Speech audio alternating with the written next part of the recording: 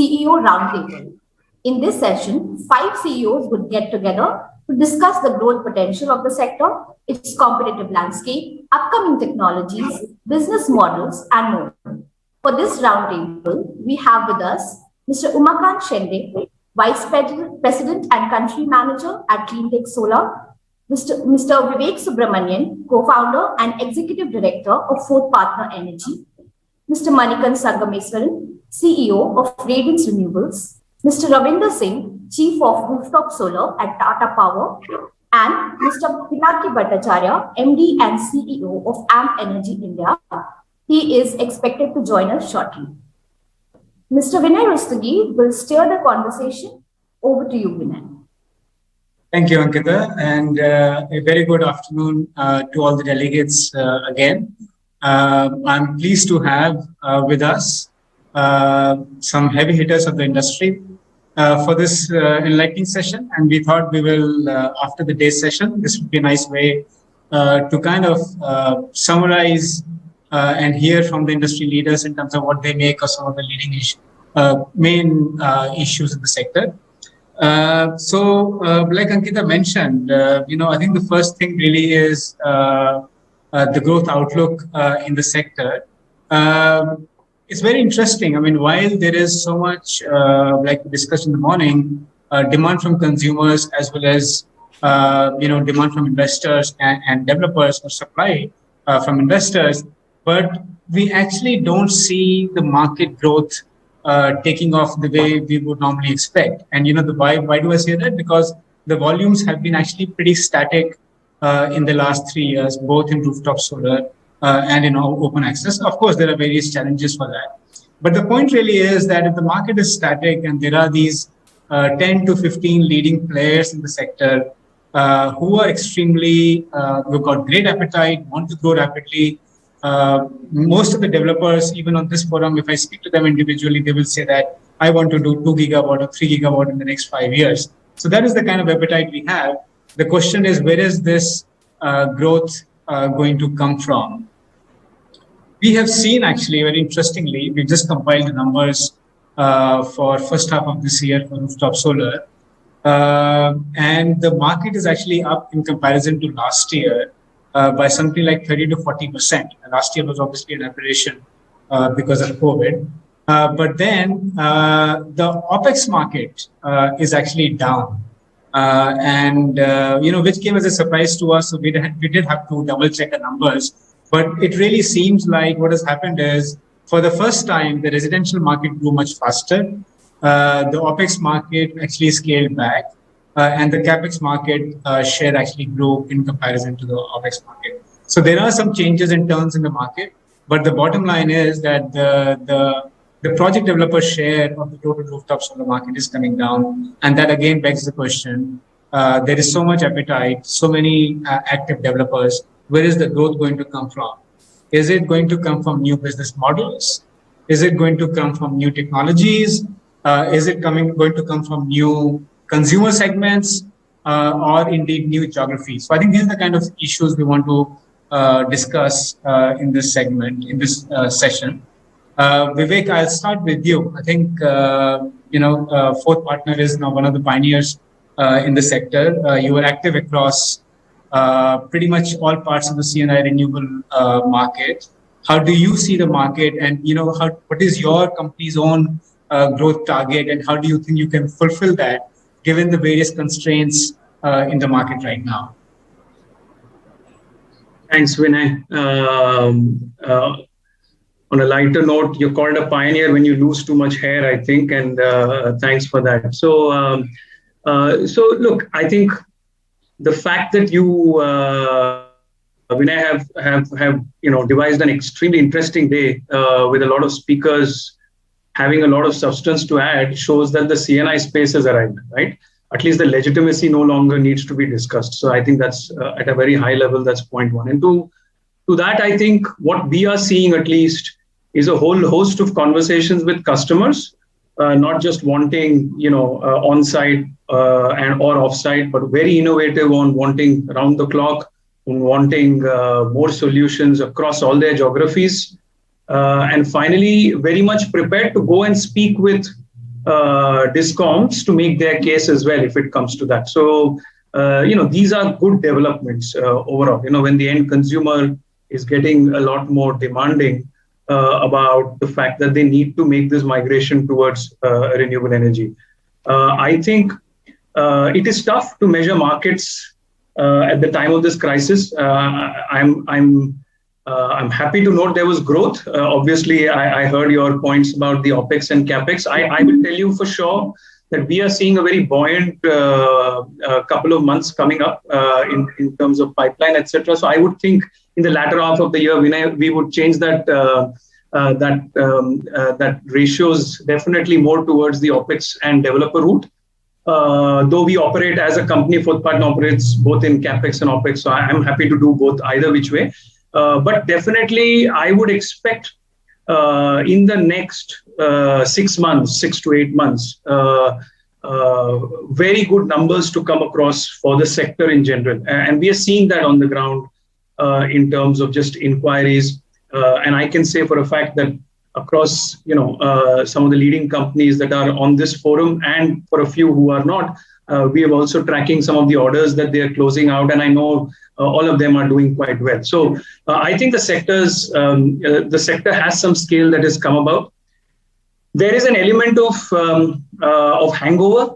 Clearly, a lot of what has not materialized for some time is getting converted now, and there is that impact to come along as well.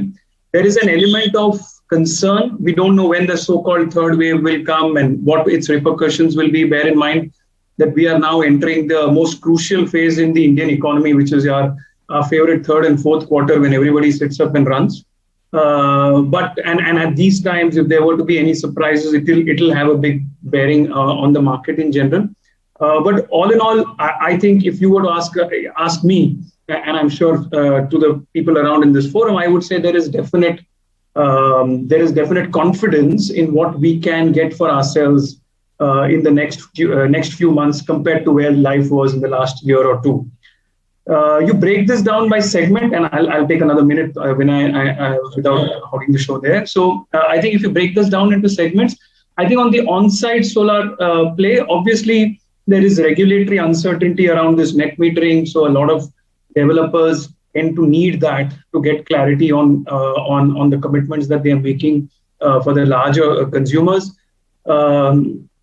The on-site story, which was supposed to be 2 gigawatts, I think that is some time away unless some fundamental changes come about in the system. But to achieve a gigawatt or a little more than that should not be a challenge at all, in my view, in this year.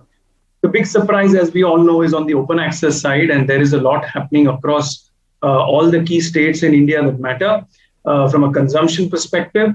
Definitely, I think there is a lot of momentum from the developers. Financiers are coming on board for the same as well, and customers, like I already said, are demanding a lot more. So I think open access numbers this year will be impressive and will definitely lay the ground or the foundation for a couple of very good years of growth, unless there are some real regulatory surprises, which is unfortunately always that sword hanging in our space. I'll pause at that, Vinay. No, thanks, Vivek. That's actually very encouraging to hear. Ravinder, can we bring you in? We at least can't see you right now. Yeah. Oh, we have Pinaki also. Good. So Ravinder, Tata Power is obviously one of the major leaders in rooftop solar. Would you agree with Vivek's assessment about market growth and market growth across various segments, etc.? I tend to agree with Vivek. I, in fact, would echo his views. And I think this dip which you are seeing is just, I would say, a pause which has been caused by the regulatory uncertainty, particularly in the on-site. Okay. So the dip is only in the OPEX market, by the way. The dip is not on the CAPEX side. But OPEX, because, you look at certain states, many of the states are discouraging the OPEX model itself. Okay. In addition to the net metering challenges, there are states like, I don't want to name those states, but obviously there is challenge. So I feel that is the king. The other thing which is there is that, again, I would say that the industry is not innovating enough. Okay, I still feel that everybody is going after the creamy layer. Okay, nobody is looking at the thing below the creamy and perhaps the bottom of the pyramid also, which we are doing, by the way. And we have spent the last 2 or 3 years establishing our on-ground infrastructure. So we are very bullish. We are very bullish both about on-site as well as off-site. So you will see us increasingly getting extremely aggressive and active in the off-site space also. And so we are very clear that we are very gung-ho and very bullish about the market. And like I've stated in numerous public forums, over the next 3 years, we want to grow to around 10 times our current size. So that's the extent of our bullishness about the market. So that is the entire distributed renewable space. Absolutely, and it includes all the segments: residential, CNI, on-site, off-site, and even the rural hinterland, where primarily the offering is going to be the off-grid offering. Sure. So you mentioned something interesting, which really resonates with me, which is the industry has not been very innovative, and everybody has been running after the same large blue chip customer who is bankable, who can give repeat orders, etc. And really, there's been a reluctance to kind of go down the credit-worthy customer, the curve. I hope so.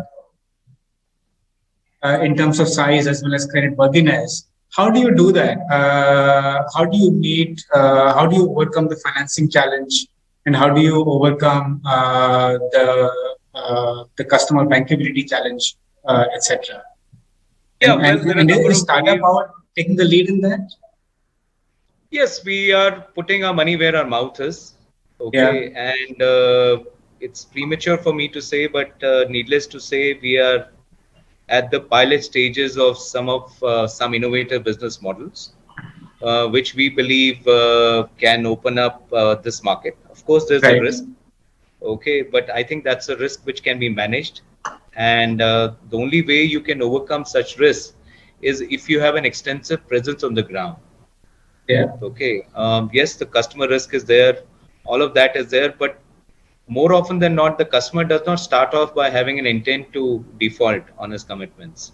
I think more often than not, it's the inability to communicate, or it's the inability to service, or it's the inability to basically fulfill your commitments, which is what causes that. Of course, you still have to be careful.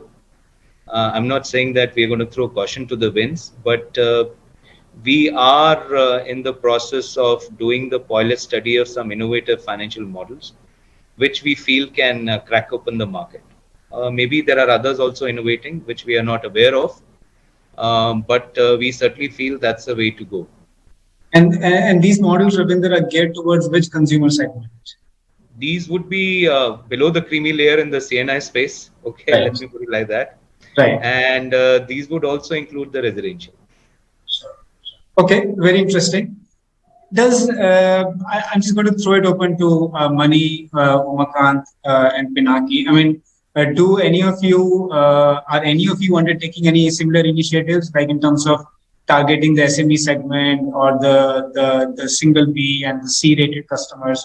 Because there is a huge pent-up demand there, and that is where bulk of the economic activity in India actually does take place. Mani, is there anything that Radiance is planning towards covering in that segment? We are looking at other kinds of innovative models to cater to the C&I customers. Not right now at the residential market, because that requires kind of bandwidth, and given our stage of evolution, we are still a young company. We're not venturing into that space, but yes, that space is interesting from a futuristic perspective for us. In terms of the models are more financial in nature from a customer perspective, but in terms of going down the credit chain, those who are not the creamy layer are the ones which are not bankable. I think there are other methods of dealing with it rather than trying to fix a problem that is fundamentally there, because there are ways of doing credit traps and other structures, which is the correct way to deal with it. And we think that the kind of innovation we would need from the industry perspective. But right now, there is so much demand in the market. I would imagine that even within the tier 1 segment or the creamy segment, the demand is not exhausted. I would not say that the market is saturated in any way. And coming to about the growth itself, I think the first quarter or first few months of the financial year may not be a good indicator of things to come in the next 2 quarters. And I would echo Vivek's comment on that, because I know in the first quarter, most of the corporates were stuck down with COVID. Most of the people were not even turning to work. So no decision making was done. It was all stuck. Again, if you talk about, when we talk about these capacity changes, we talk about installed capacity changes, which are basically a result of the work that would have started in the previous year. Whereas PPAs that will get signed now or getting signed now would see execution by end of this financial year. So I think the same conversation at the end of the financial year would be a slightly different one. And I think it is there. But from an innovation perspective, yes, there are a few things one can do. Sure. Umakant, I know that CleanTech has a very, very sharp focus in terms of customer segments. Do you feel that there is enough appetite, enough market demand coming in from the large blue chip MNC customers, or do you see that market slowly getting saturated? Vinay, first of all, I must compliment you that you took Vivek as the first Sachin Tendulkar of our discussion today. And he has covered most of the points actually. So we have very little to do it actually. And he has taken a complete spectrum very well. And just to give you the thing is that there is enough market which is there on the customer, and customers are demanding. We have today earlier customer used to demand only solar, but now people are demanding round the clock. So solar, wind, and the battery storage is something which customers are demanding. Now it's only a matter of time when we are getting the storage also below the grid price. But I can tell you the market is booming, and there is enough market which is available for all the players who are there here, as well as those who are not here. Enough market is there. Customers are demanding, and customers are ready to go for the green, and their maximum power, they would like to have it from the green sources. So that's something which is a very, very positive aspect of this thing. Second thing, as per your analysis, what you mentioned that first half of this thing, you could not see the most of the rooftop. And as earlier speakers have mentioned, the major issue was related to the net metering policy change, and suddenly that MOP rule had come. So most of the developers had taken a backseat because they don't wanted to put in the investment and then wait for the rule change or anything. So since that ambiguity had created in between, so people have taken the backstage, and they have focused on the open access which was there available.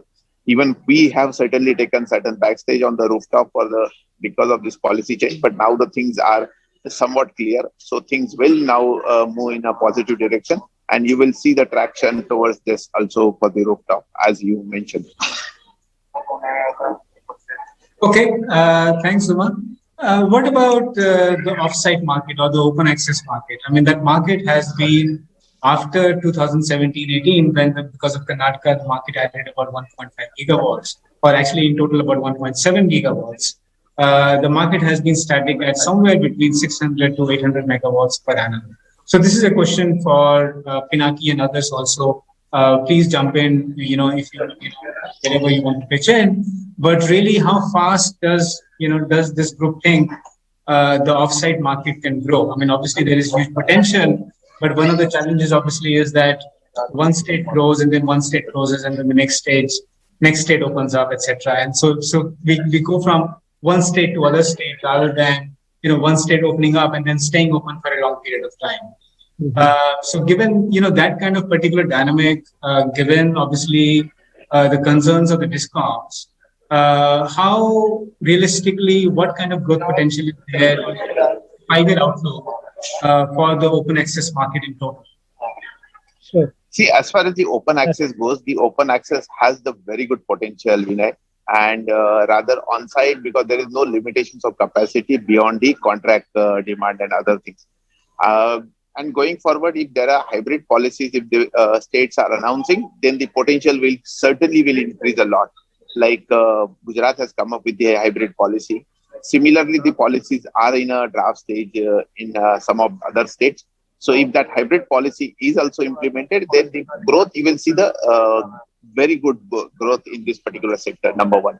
Number two, Karnataka had come up initially. The reason they had a limited policy, which they very consumer friendly policy was there, and therefore the many of this some of the developers like my earlier company CleanMax has taken the advantage of that, and they could able to do 300 megawatt in a short span of time. Similarly, things now, even though policy support is not there, but general as per the Electricity Act and whatever is this thing was available, the many other states have opened up, and people are doing the very good business in this particular sector, and I feel it will continue. And there are on wheel, there is changes in the open access policies which are coming up from the Ministry of Power. That also is going to boost a lot, because they are going to the first and important parameter which is coming up. Anybody having more than 100 kilowatt of the contract demand can go for the open access. If that kind of a thing which is come up, I'm sure a lot of things will improve, and there could be a standardization in the open access policy also. Sure. So I'll just add here actually. Yeah, Pinaki, please do. And I'm just wondering if anybody will stick their neck out and put some numbers in terms of what could possibly be added over the next 5 years. But Pinaki, please go on. I'll just take a step back. You see, basically, let's look at this entire target of 40 gigawatts. Okay. So, because otherwise we'll track of the long-term goal essentially that we have. So essentially, we started out with this target of 40 gigawatts. Now, we obviously know that rooftop will not be able to do it. So my proposition is that we should just convert it into a CNI target. And within that, obviously, there is rooftop and then there is open access. There are two components. Now, open access, actually, there are three things that can be done within open access without getting into the state-wise thing. One is interstate open access that can be opened up. Virtual power plants that can be opened up, which is again interstate open access. And that will lead to growth which is much bigger than what we see in terms of intrastate open access. So I'll take them one by one. So as far as the intrastate open access is concerned, it used to be a simple Karnataka play and all, and there's no barrier to entry there or Tamil Nadu. But now, we have been able to open up new states, which actually were very difficult, like UP, then eastern part of India, then Maharashtra, Gujarat. So there are at least 6 to 7 states which have good opportunities today. Okay. So as a result, there is a lot of projects that are being developed. PPAs are getting signed because there is a clear commercial benefit to the customer. The policies are fine.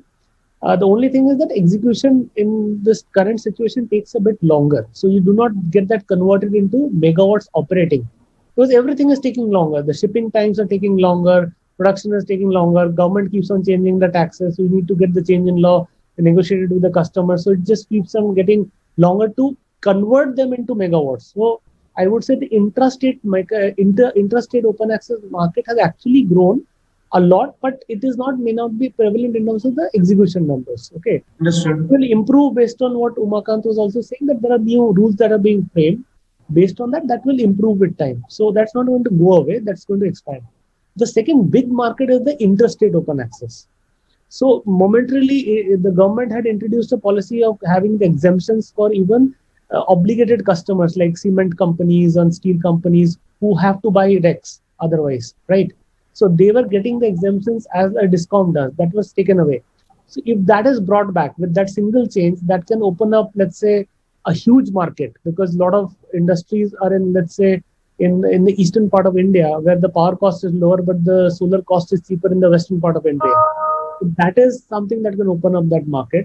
The third one is the virtual power plant market, or the CFD, which again the government can make a simple change in not treating it as a derivative contract, and immediately we will have 300 megawatt power plants coming up. Okay, so it's not just talking about like 50 megawatt, 60 megawatt, one power plant, so 300 megawatts completely CNI. So that is the kind of growth that can happen. So it was just Karnataka, Tamil Nadu, then multiple states, then interstate open access. So I would say out of this 40, at least 30 gigawatts can be just in these three buckets, and maybe behind the meter will be up to 10 gigawatts. That's how we can break down the goal and sort of make it happen. So it is definitely possible, because see, the industry is buying 50% of the power. We have hardly scraped anything. It makes pure commercial sense for them to buy electricity from, let's say, renewable players. And also what Umakant was saying, also that's also correct. We are seeing more and more solar wind hybrid storage, and hybrid policies at the state level will promote it further, and few things on the central level and the new Electricity Act amendment. These 4, 5 things, if they are done, then we can reach this 30 gigawatt target just on open access. Okay. And obviously the government has to stop fiddling around with the taxes and rates in the middle of the year. Because otherwise we will be just talking about things, it will not show up into megawatts. Right. Okay. Right. Yeah. No, fair enough, Pinaki. I understand the potential is there. And then, of course, we also have to appreciate, there is the DISCOM and the state regulator who will always have their own, different incentives or different points of view. Is there anybody willing to stick their neck out on what the potential growth roadmap is for the open access market? I said it is about 1,000 megawatts wind plus solar combined per annum right now. Could this market grow by 10 gigawatts in the next 5 years? That will if interstate opens up. If interstate opens up, then it will open up. Then it will be a multiple growth. If it is intrastate, it will be around this number, only 1,000, 2,000 per year. But if you interstate opens up, then it's exponential growth. That's what my view is. Yeah. So, Vinay, I would sort of say that, the current state from what we see in the market, I think the market's around 1.2 to 1.5 sort of gigawatt in a year. And I think I agree with Pinaki's observations, very valid. If the interstate markets opened up in a big way, then I think the sky's the limit. I mean, you could suddenly see the jump going up by at least a gigawatt at a minimum to start with. And then, market can grow up to 3, 4, 5 gigawatts. See, I think let's also look at it the other way. After RBI brought in this whole concept about data localization, which they have mandated, if you've seen what happened with the card companies. So there is a huge scramble for the data centers to be localized in India. And the growth of data centers itself is a 5 gigawatt market to begin with. I mean, that is some of the estimations that people have talked about by 2025. It could be much higher if you take a 10-year horizon. Now, those guys are all obviously wanting to look at green power. They're not looking at any sort of other sources. They are constrained. I mean, they can't do any on-site because there's nothing in the on-site that can build that sort of capacity for them. And everything has to be off-site. And then when you look at open access from this perspective, then you need to have that kind of changes in the policies, allowing it to do, including virtual PPAs that Pinaki mentioned about. I think all of these are very, very important developments in the market. Also, from a financing perspective, the innovation is not happening really much because of the banks are operating in the same model that, they want to see PPAs in place. Mani, can I just hold you on the financing? We'll come to financing a little bit later. Sorry, question 25 gigawatt in the next 5 years. So you wanted an answer, I'm sticking my neck out. Okay. I would agree with the same. I would put it at 30, but around 25 to 30. Yeah. Anybody else cares to agree or disagree? I think those are very, those are highly positive numbers. Certainly, it is possible, as what Pinaki mentioned. Actually, there has to be a structural changes which needs to be done. One is the interstate, second is the virtual power. That's something, and third is the IX selling. That if that is come, certainly it can do it. Number one, that open access, whatever they unveil, there are changes which are there. And one of the things through this session, which Pinaki was also mentioning, and I would like to stress on the thing, government should also support in terms of not changing the in between the taxes and duties. Like suddenly, GST has gone from 5% to 12%. Particularly for the OPEX player, it really makes a major difference because it's not something, it is a cost to them. Okay. Or you change the custom duty, it is a cost to them. Safeguard duty, there was still last day, there was no clarity whether it is going to be there, not going to be there.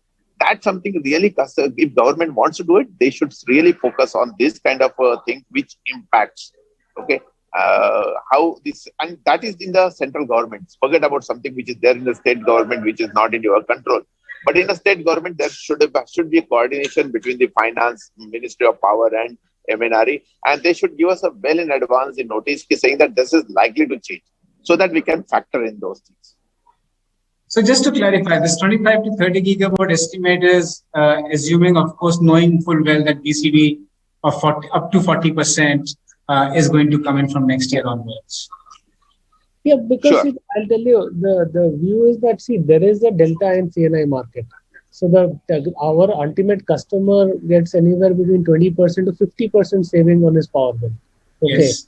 But we all compete with each other and we try to give him still a good saving.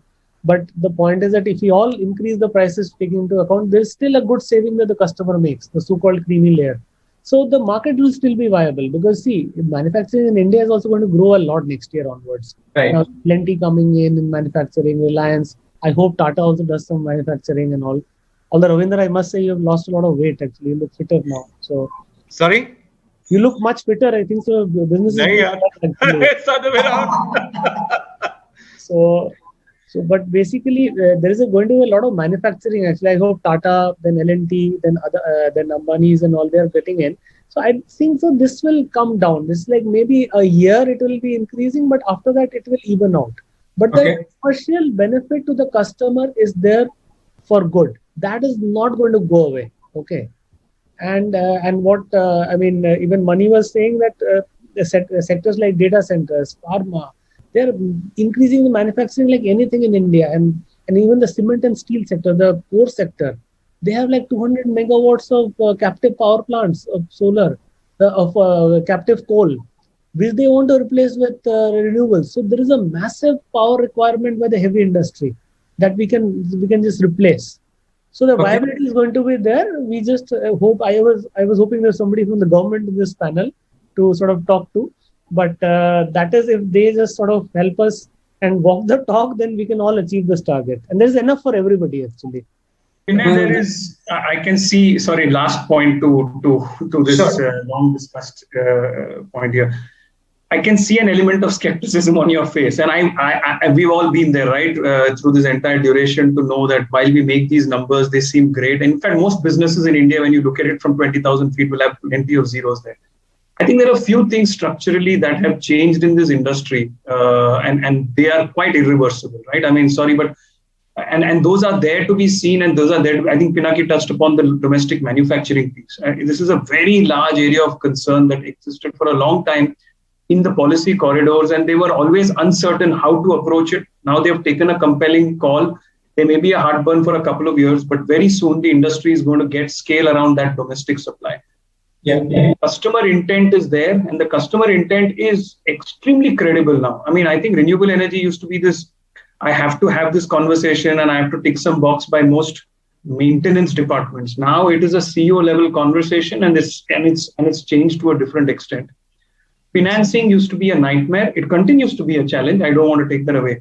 But if you assess, let's start with the basics. Let's start with equity that has been raised by several developers in India for this space. There is a paradigm shift that has come about, right? So a huge capital that is being committed in this space, and that is obviously following suit. Banks in India were confused about this entire space. They were worried about regulation, but are now seeing great value that is coming about from in terms of the delta that Pinaki touched upon as well.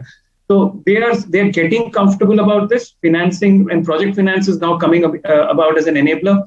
So all of these factors, nothing is new. अभी भी हम मतलब renewable energy बेच रहे हैं, correct? So nothing has changed to that extent. But I think these factors are very large deltas that have all come together post the pandemic, where now the tan theta is going to be significant, basically in the next 5 to 7. No, all fair points, Vivek, and very well made. So totally agree with that. One thing I wanted to ask you, there is, going beyond just simple conventional open access and rooftop. There are, Pinaki touched upon BBPAs, but there is this route about green exchange, although the volumes are very little. Do you think that is a market which could grow in its own right? I mean, of course, the implicit question there is, are developers willing to put up, merchant plants? Take a view that there is enough demand in the country. Everybody is pretty much behind their RPO targets, whether it is the utility, whether it is the CNI consumers. And given the kind of just huge growth expanse that we have in front of us, given that some customers may be reluctant to sign PPAs and maybe more willing to, buy power on the exchange for the short term, is there any interest, any potential appetite? I know the financing can be a challenge, but is that via media at all to set up projects where it's 20, 30 or 40% of the volume is set aside to sell on the exchange? For us, actually, at our parent level also, there was people had a trading background. So we even have a trading license now. The main thing that we see is that we cannot ignore financing. So that determines the return on the project. So Right. in the GTAM market, suppose you get maximum achievement of 4 rupees and all, or somewhere between 3.5 to 4 rupees. Now, if you don't get the enough leverage in the project, then that is not justified essentially. Ultimately, it boils down to hard economics. But yes, we are at least open to leaving around 20% to 10% of the power on merchant basis. Like in Australia, some of our power plants are 50% merchant, 50% contracted. It is a financing community, and if wish somebody was there from there, with whom we can sort of take this up, that if they can allow, they can take confidence in the fact that, okay, 20% will be sold. There is the market that is deep enough and the realization will be good enough to service with that. Then at least from a risk appetite that we have, we will go for it. But it depends on the leverage actually. If the leverage is not there, the banker says that I'll give you 50-60% debt, then the equation is disturbed. So then, so that is my view actually on that thing. We are open, but the debt financing market has to support it also. Sure. Yeah. Uma, Mani, any addition to that? So my point, just to supplement what Pinaki said, all of which are very valid, because ultimately it all any stakeholder backing with equity is looking for returns on the equity return basis. So while it's a good concept to have merchant plants, right now the Indian financing market, the debt market, is not matured enough to do financing for merchant plants on a standalone basis. And there is another point that which again was also touched upon earlier, was that if your debt equity ratio is not at 70% and you end up getting 50% or 60%, that can be because of two reasons. Because of the tariff that you're getting on net basis from a merchant plant, which is lower than what you get from a C&I customer, then obviously it's going to bring down the ratios, and therefore you will end up with a lower sort of debt equity number. So that has to be fixed. I think the longer directionally, we should expect how markets in the UK, Australia have all moved, that customers would start, and I am actually asking for shorter term PPAs. And the shorter term PPAs can only happen if you are able to have forecasting of prices in the market and a very vibrant exchange market for pricing. So you have a very evolved pricing market that that in the worst case scenario, if your customer is not able to take on the power and he wants to exit, you have the ability to sell it on the exchange, which has got the depth and can take that power. And you won't have any bottlenecks in doing that. The transaction costs are lower. And then you will be able to still get a pricing which is also given out by the traders and it's available very well in the market. Then the bankers will also get the comfort that, yes, there is a price evolution in the market. We know that, okay, this is the price at which we are underwriting the debt on the project, and we know that we will achieve that. Unless those elements are developed, that becomes an issue. The other related point is that most of the time when we talk about virtual PPA, there is a strip down of the green attributes and the power itself. Now there is no bilateral market, or you cannot do bilateral trade of the green attribute right now unless you go into the IREC market. So effectively, what you're doing is that all RECs have to be traded through only the exchange. Now maybe there is a way to amend the law which allows you to do bilateral trade of. It's already proposed, Money, in the proposed reform package for REC. It's already proposed. I hope that comes through, because I think the exchanges were more keen to get that market into their bucket. But I think that has got some other consequences that have arisen. But yes, if the virtual PPA market picks on, I think the market size can be very big. It will also not only be big, but also it help the growth of the market, the development of the market, and more merchant plants can come in. Yeah, and essentially it is also something that the discount doesn't get hurt in that case. So it is the only case where the discount doesn't lose any customer and plants get built and they get financed, the VPPA market. So I think that's where the stroke of a pen, the government can make a change. So let's hope it does, because that's really a low-hanging fruit. Okay.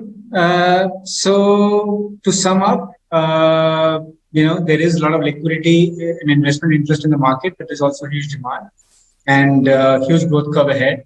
Now, one of the questions we are always asked, and I would say every second consulting assignment is, how does this company differentiate itself? We see at least 10 active C&I platforms. We see at least 4 or 5 large utility sector players, whether it is Avada or Renew or Sembcorp, etc. So how do these companies differentiate themselves? And I mean, the answer can well be there is no need to differentiate. The market is big enough. We all have enough of growth trajectory and demand.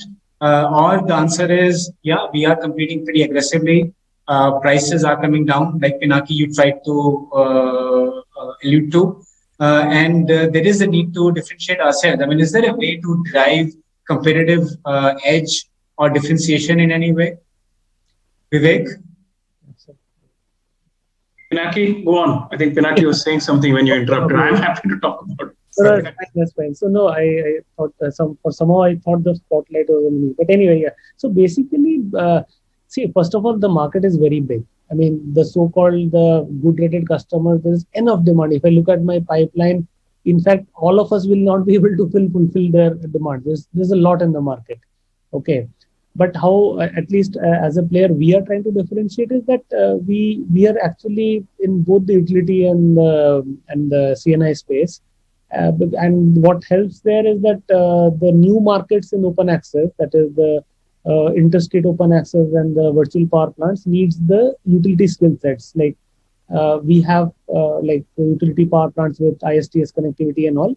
So that we think is going to be a sort of an advantage when we are playing the new growth areas in the CNI market. So our main point is that we are a one-stop shop. So we can do we can sit with the customer, understand their footprint. We can do rooftop, then we can do like intrastate open access, both solar, wind, hybrid and storage, then interstate open access, and take a company right to RE100. Complete from start to 100% renewables, we can take it, because from a technology and the business model side, we are offering a complete solution. And also, if some of them have a requirement outside India also, some of our other companies can get in and sort of serve them outside India. That's basically our USP. But having said that, I think so there is enough for everybody. Yeah. Is that Vivek, you want to do it? It's the same. Yeah, about the same. Absolutely, about the same. I think the next level of conversation that generally customers then delve deeper into is that, can you show me your capability either in, on-site, off-site, or show me your capability in storage, show me your capability of what you've done in the transportation side, or whatever there is that you have showcased as a full services player, as Pinaki mentioned. Then I think finally, the challenge is, of course, that the end deliverable as measured by the customer is most often units of power, which is a commodity. If you can translate that to business savings and therefore work with him to realize those business savings, is when you can stand up and distinguish. And that therein lies the challenge, I think, of the sales team, of the commercial team. The customers have simply translated all your capabilities to rupees per kWh. So it's as simple as that. And while you do what you do, eventually they're saying, give me the lowest price if indeed what you do is as good as you do. So I think it's the onus is on us to stop dealing in units and move to rupees saved. And actually, when you start to talk about supplying power across beyond sunlight hours, to include wind, to include battery storage, etc., finally customers have to view it as rupees saved rather than what is the price per unit of what you're supplying. And once you showcase that capability is when I think customers will really start to distinguish one player or the other. But to Pinaki's point, the market is massive here. There is so much for all of us to do.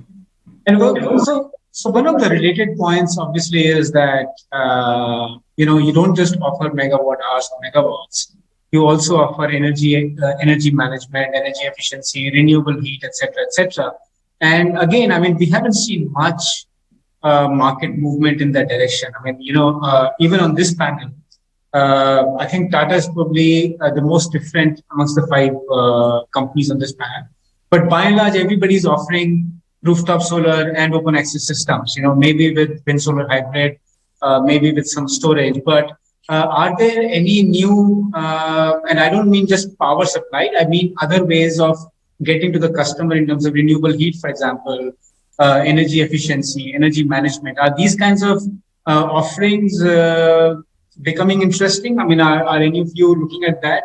Because that could be one source of not just differentiating yourself, but also adding value to the customer. That's a good point. Actually, we had looked at certain strategic investments because we also make some strategic investments. Because if you and we had looked at a few companies, because that is a very good way to understand the energy bills and the consumption pattern of the customers also, so that you can do a better solution. So we might see some players actually getting that also an added service, I would say. Because our vision is to be an outsourced energy provider to the customer ultimately. So, but that is the ultimate objective. But this is a step towards that objective, and we might see some acquisition of certain companies also in the state in this space. One thing I just wanted to add, another thing that people are asking more and more nowadays is that there are suddenly CNI market suddenly looks very interesting, and a lot of people are coming in and all. The other thing is customer also, I'm not saying discarding new people who are also listening, who are not in this room, is that they also need to see execution skill set. Actually, have you done it in really tough states in the country? Like open access is something that is Karnataka and Tamil Nadu is really played out markets. Everybody, there's a fit solution how to do it. But have you been able to do it in new states, open up new markets, open up, let's say, hybrid? So that is another skill set the people value, because otherwise you do not see the light of the day. And fair enough. Ravinder, I wanted to ask you, I mean, Tata obviously wears many hats in the sector and is probably the most integrated power company in India. Are you thinking of offering some, other interesting offerings to CNI consumers, like the ones I mentioned? Yeah, we are exploring the ESCO domain. Right. And we have a dedicated team working on that aspect of it. And that's something which certainly we are looking at. But ultimately, like Vivek said, I think ultimately the game is not this tariff of rupees per kWh. The game is going to be giving the client guaranteed savings on what is annual. Vinay, I need to leave. Can I leave it now? Sure, Umakant. I have a flight. Thank you. Sure, all right. All the best. Thank you. Bye.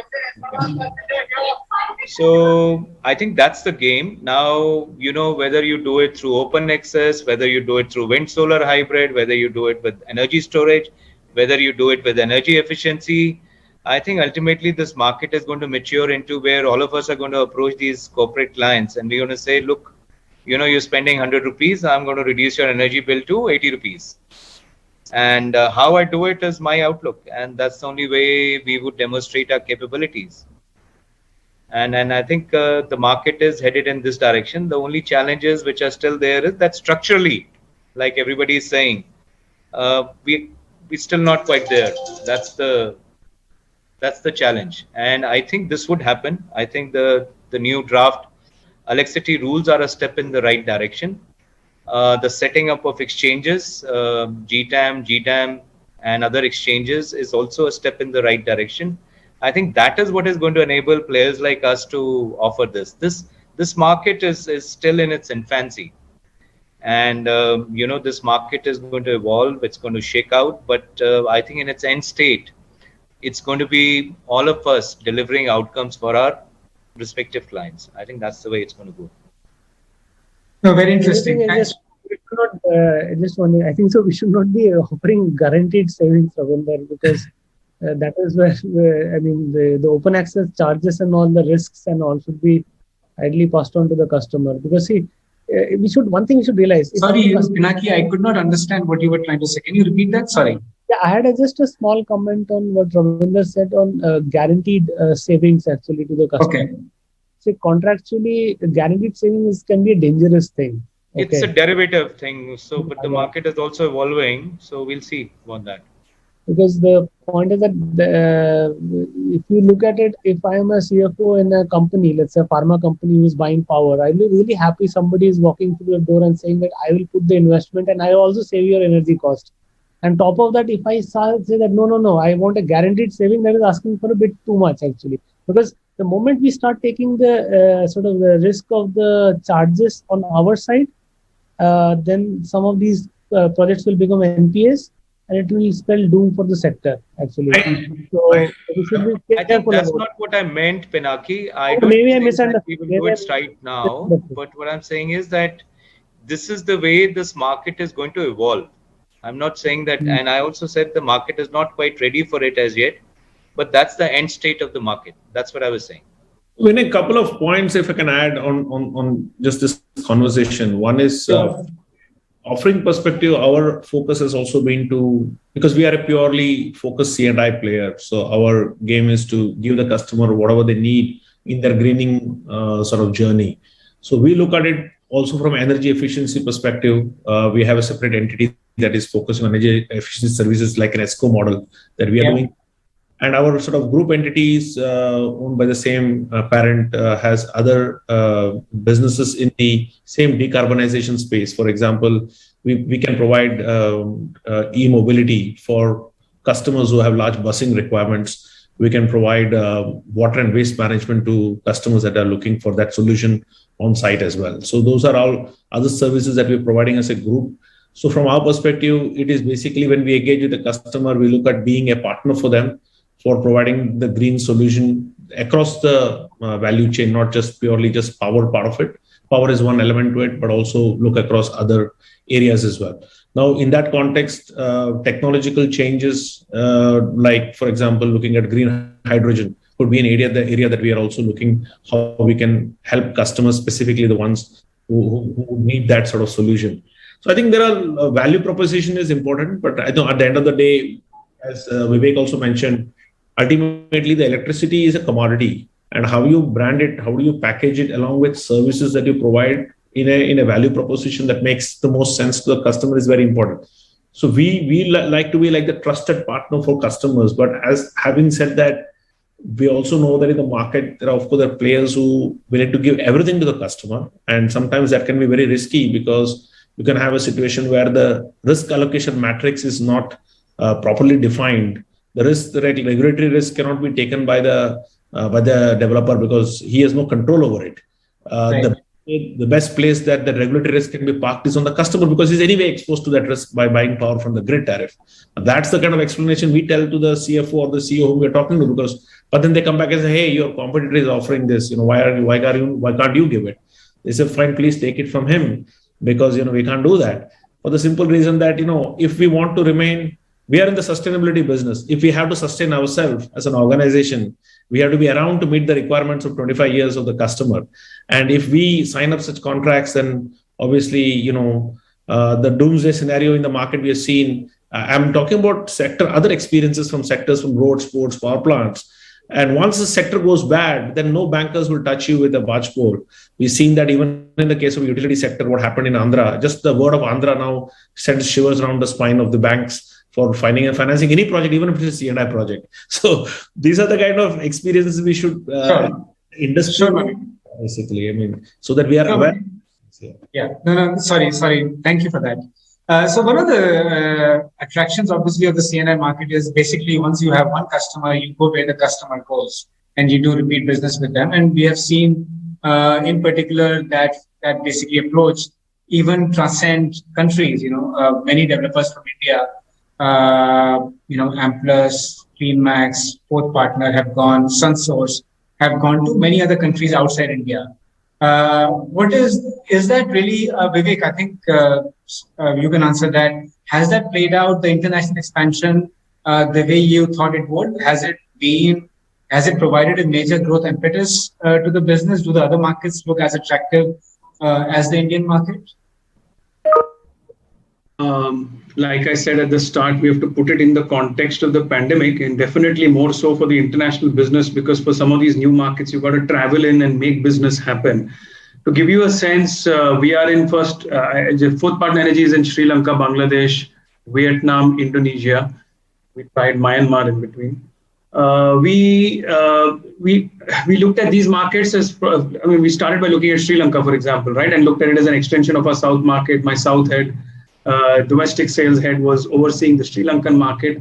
and could easily do his 2-day trip and come back. Now, when we entered that market, our credentials in India were as large as the market itself. We could see huge potential of growth there. We could see why our skill sets and credentials, our financing ability, our ability to procure components could make a big difference to the market. I think from the first time we went in to within 3 months, we brought down the EPC cost by almost 15% and could do so. Sri Lanka, we've done about this year. We'll probably do about 50 to 75 megawatts in terms of execution on the ground. I wish I could be as aggressive about some of the neighboring markets. They're all fabulous sized markets. They are where India was probably a few years back. They have learned from the mistakes there and are coming out with some very innovative policies. The same customers, as you rightly said, Vinay, are demanding more in those markets. So I think they will grow faster than India did to that extent.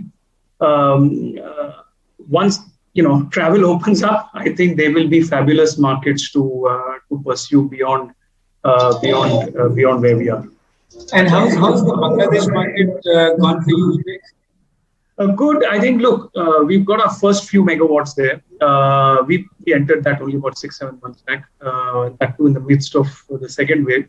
And we said, okay, let's pursue that and see where it comes through. I think it's classically like large textile market, lots to do in terms of power cost, etc. I wish my team, I have somebody, we have now local team members in each of these countries, but it still requires all of us to go down, make some initial push. I think Bangladesh can be, we look at Bangladesh to be probably about 100 megawatts in the next 3 years. That was the size we looked at for Bangladesh. Mani, Ravinder, I know AMP has an international business, but Ravinder, are Tatas actively looking at the South Asia and the Southeast markets? Not at the moment. Mani, is that an attraction for you? Not right now, because we have so much to do at home, and globally, our sort of global parent LSBP is building out 23 gigawatts globally. So there's for them to do. Okay. So what about financing then? Just moving on. I think financing has been one of the major positives in the sector. And I say that because we have attracted some of the world's biggest oil and gas companies, private equity funds, international financial institutions like IFC, etc., Norfund, and so on.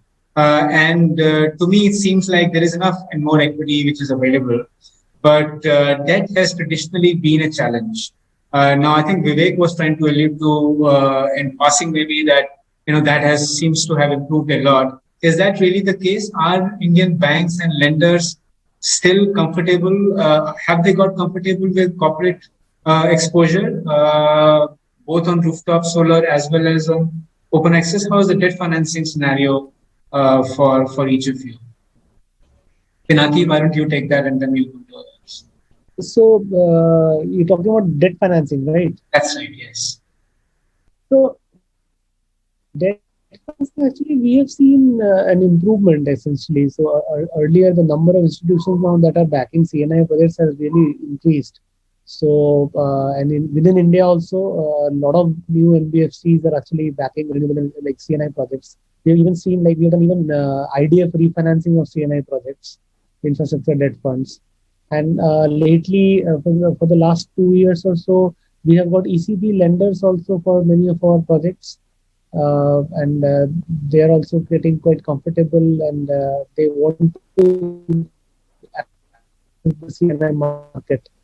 And there are sorry, Pinaki, we seem to be losing you there. CNI market as a debt. Can you hear me now? Hello, am I audible? Yeah, you're audible now. Yes. Yeah. So what I was saying is that, see, first of all, the number of NBFCs, earlier it used to be L&T or Tata Cleantech Capital, then IREDA came in, then PFS comes in, then SDFC. There are a lot of new banks that are there in India and NBFCs, which is increasing its appetite in CNI. Second is the IDFs also, the infrastructure debt funds for the refinancing market. So we have already refinanced with certain infrastructure debt funds. That is also increasing, and many of them are looking at CNI projects once they complete 1 year of operations. The third bucket is essentially the ECB lenders. So we have in our book at least 2 to 3 European lenders who are sort of lending to us, and that also is increasing, I would say. And many of the DFIs are also looking at providing debt for the CNI projects in India. So the would, market is getting better. sure. So would you say that the debt financing challenge is kind of addressed? Is that still a hindrance in any way, or something which bothers you? Pinaki, we are losing It you. is a hindrance actually. The availability. Can you hear me? Yeah. Can you hear me now? Yeah. Yeah. No, what I was saying is that the C projects have to be done quickly, but the availability of financing is not an issue. I'll just switch off my video actually. Is it better now? I will switch off my video. Yeah, it's fine, Pinaki. I think we got most of what you said. That's fine, Pinaki. We got it. Yeah, it is. Sure. Sure. Vivek, you want to add to that? I will caution on that statement. I think it is significantly better than where it was. Right. If the numbers that we just discussed have to be realized in the next 5 years, they can only be realized if all your mainstream big banks start to lend as aggressively into this sector. The HDFCs, the SBIs, the ICICIs of the world have to get back essentially, and that we are not seeing a lot of. Yes, they've all. There was a certain momentum with which they invested into renewable energy in the past. Maybe their experiences weren't great. They've held back. I think that momentum has to come back to some extent. Are they getting more comfortable with the CNI space? Definitely. A lot of them are coming back for refinancing. I think Pinaki also mentioned that. So a lot of them are coming back for refinancing, and where at least for them, they will therefore take away a lot of construction risk, regulatory risk, and then come through. Unfortunately for developers, that's not necessarily okay. We want them to come much earlier. The old world where we used to do project finance closures and then start large projects is unfortunately not coming through very soon. Yeah, I think we are some time away from that. I think COVID has played its truant from a financing perspective there. Clearly, a lot of developers are having to put some capital, get work started on the sites, as Pinaki said, some ECBs or some construction finance to go alongside to make sure that that work can get going, and then project finance is coming through. It is better than not coming through and we going only to NBFCs to fund as it was before, but it has to significantly change. Again, to take a step back, Vinay, on that, you can understand why, right? I mean, it's only now that there is regulatory clarity, there is some sort of standardization on terms. There was, for them, when they funded utility scale projects, at least the PPAs in some form and shape were standardized. Here, every time they have to put a thinking hat on the state they are in, the regulation that matters there, and then marry that to the terms that have been negotiated bilaterally between the off-taker and us, and then feel comfortable that this makes sense. I think our investors, and I'm sure that's the case with most equity investors who have come into this space, are obviously providing that extra comfort. There is a case of market making for project finance that needs to come about more. I wish a lot of the DFIs come with more classical project financing as they used to 5-7 years back and then suddenly disappeared for good amounts of time. I hope a lot of the DFIs come back more aggressively for project finance as well. The sector surely needs it.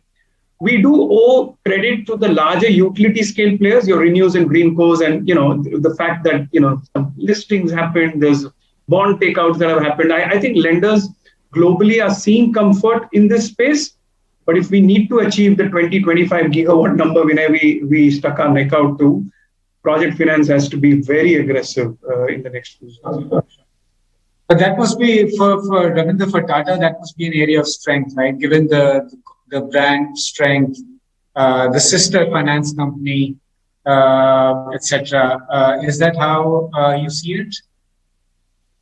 Yeah, for us so far, because of the strength of the group, that's not been a challenge. Okay, that's all I will say at the moment. Yeah, so financing has not been a challenge for us. Right. but also traditionally we tend to be more conservative also. So that's also there. So, but I think as we become more increasingly aggressive in this space, it could become a challenge. Hmm, hmm, hmm. Okay, I think the last thing really I wanted to, I think we have kind of discussed this during the day in various sessions, but there is a lot of optimism about the market. There is a lot of optimism about the new Ministry of Power rules and the consumer expectations, etc. 25 gigawatt, 30 gigawatt, etc. How are the discoms going to, fare in this setup? What about their role? What are your expectations from them? How do you expect them to react to a growing CNI market, etc.? And will they always play ball? That is the question. Mani? If I was to go on that one, I would say that, as I mentioned in the morning as well, the discoms have to change the way they look at the entire RE community, the developers, not see them as competition, but most see them as co-optation. Because at the end of the day, we are all going to be in the same ecosystem. We need the discoms. Discoms also need people who can deliver renewable energy power. Of course, the discoms are trying to come out. I mean, through the orders that have been passed for green tariff, there's an opportunity for discoms to also recover, some additional revenues from that stream. But again, it depends on how many people are willing to do that. The question is really the way the complexity of the sector is today in the CNI space. When you have something called group captive, and there are so many SPVs being created, governance issues coming up because of the way the structure is mentioned. So the challenges are quite a bit for the sector from that perspective. So why, rather than trying to have more and more hurdles to make it difficult